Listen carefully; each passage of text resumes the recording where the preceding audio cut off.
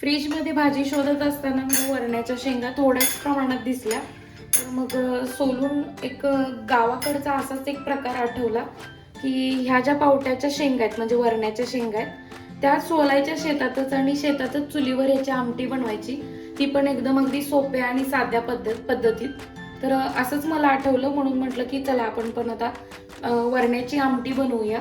तर मी तुम्हाला कशी बनवायची ती सांगते. तर सगळ्यात पहिल्यांदा आधी कढई गरम करून घेतली मी. ह्यामध्ये आपण आता 3 ते 4 चमचे तेल टाकायचंय. जास्त तेल घ्यायचं नाही आपण.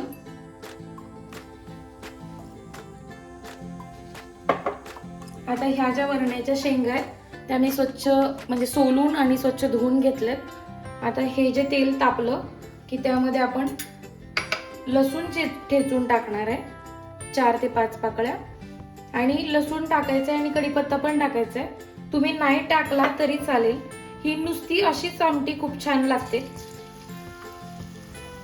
पण आता आपण चवीसाठी लसूण आणि कढीपत्ता टाकतोय.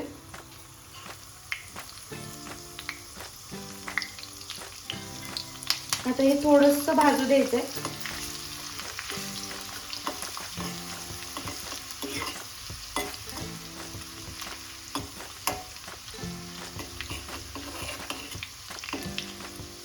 आता लसूण आणि कढीपत्ता भाजल्यानंतर आपण त्यामध्ये ह्या पावट्याचे दाणे टाकायचे.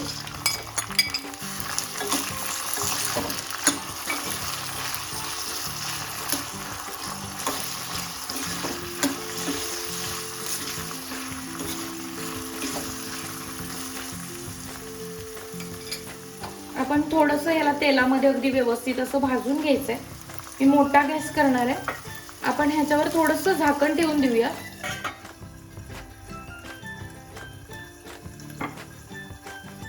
आता आपण थोडासा गॅस बारीक केलाय. आता आपण झाकण काढूया. हे आपण अगदी व्यवस्थित असं तेलात परतून घेतलंय. आता आपण परतून घेतल्यानंतर त्यामध्ये चवीनुसार मीठ टाकायचंय. तुम्ही पाहिजे तर मीठ पाणी टाकल्यानंतर टाकू शकता, पण मी आधी टाकून घेतलंय. कमी पडलं तर आपण नंतर टाकू वरतून. आता मी याच्यात मीठ टाकलंय. हे कोल्हापुरी तिखट आहे म्हणजे कोल्हापुरी मसाला आहे जो आपण घरी बनवतो तो टाकलाय मी 1-2 चमचे. हळद टाकायची आपल्याला अर्धा चमचा. आणि आता आपल्याला हे सगळं तेलात परतून घ्यायचं अगदी व्यवस्थित.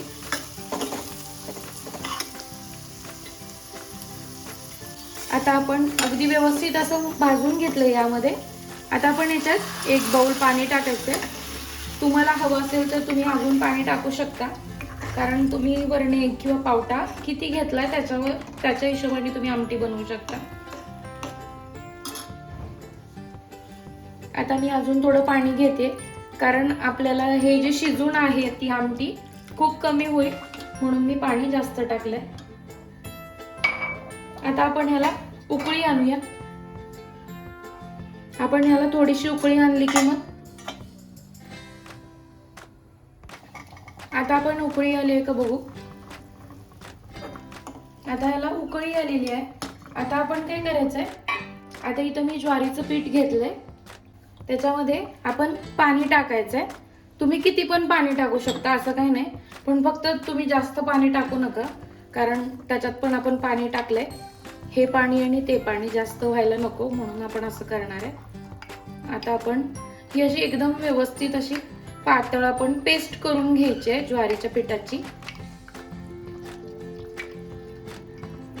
ह्या पिठाने इतकी टेस्टी होते ना आमटी की तुम्ही एकदम अशी ताटात पातळ घेऊन तुम्ही वरपून प्याल अशी इतकी छान होते ही भाजी. आणि चुलीवर तर खूपच टेस्टी लागते. तुम्ही नुसती भात आणि वरण्याची आमटी किंवा भाकरी आणि तुम्ही वरण्याची आमटी जर खाल्ली तर ह्या आमटीसारखी कुठली आमटीच असू शकत नाही. आता आपण हे जे पातळ केलेली पेस्ट आहे ती आपण ह्यामध्ये टाकून द्यायची आहे आणि लगेचच आपण ह्याला हलवायचंय, नाहीतर मग गाठी होऊ शकतात.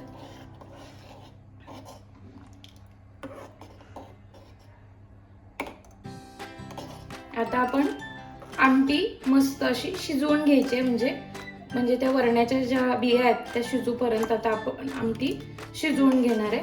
म्हणजे 5 ते 7 मिनिट किंवा किती काय वेळ जो असेल तो.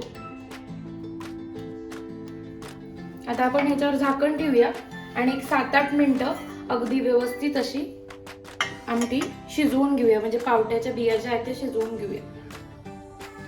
आता आपण हे शिजलेलं आहे, आता मस्त असा थिकपणा आलेला ह्याला, म्हणजे आपण ह्याच्यात ज्वारीचं पीठ टाकलंय तर ज्वारीच्या पिठामुळे थोडासा घट्टपणा आला याला. आता आपण ह्याच्यात बारीक चिरलेली कोथिंबीर टाकून घेऊया. आता मस्त अशी पावट्याची आमटी आपली तयार झालेली आहे. व्हिडिओ आवडल्यास लाईक करा, शेअर करा, सबस्क्राईब करायला विसरू नका. व्हिडिओ एंड पर्यंत बघितल्याबद्दल धन्यवाद.